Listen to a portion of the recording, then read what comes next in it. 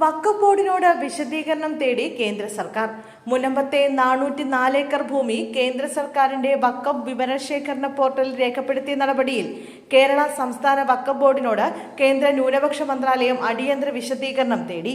മുനമ്പത്തെ തർക്കഭൂമി കേന്ദ്ര പോർട്ടലായ ഉമദിൽ വഖഫ് സ്വത്തായി രജിസ്റ്റർ ചെയ്തതിനെതിരെ കേന്ദ്ര സർക്കാരിന് ലഭിച്ച പരാതികളുടെ അടിസ്ഥാനത്തിലാണ് നടപടി.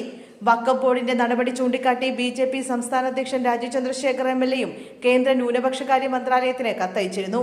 അനധികൃതമായി നടത്തിയ രജിസ്ട്രേഷൻ പിൻവലിക്കാൻ സംസ്ഥാന വഖഫ് ബോർഡിനോട് ആവശ്യപ്പെടണമെന്ന് കത്തിൽ ആവശ്യപ്പെട്ടിരുന്നു.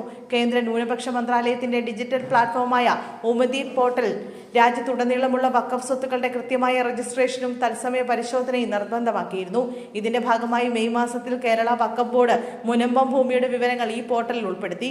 എന്നാൽ മുനമ്പത്തെ നിലവിലെ താമസക്കാരായ 610 കുടുംബങ്ങളും വിവിധ ക്രൈസ്തവ സംഘടനകളും ഈ നീക്കത്തിനെതിരെ ശക്തമായ പ്രതിഷേധവുമായി രംഗത്ത് വരികയും കേന്ദ്ര സർക്കാരിന് ഔദ്യോഗികമായി പരാതി നൽകുകയും ചെയ്യുകയായിരുന്നു.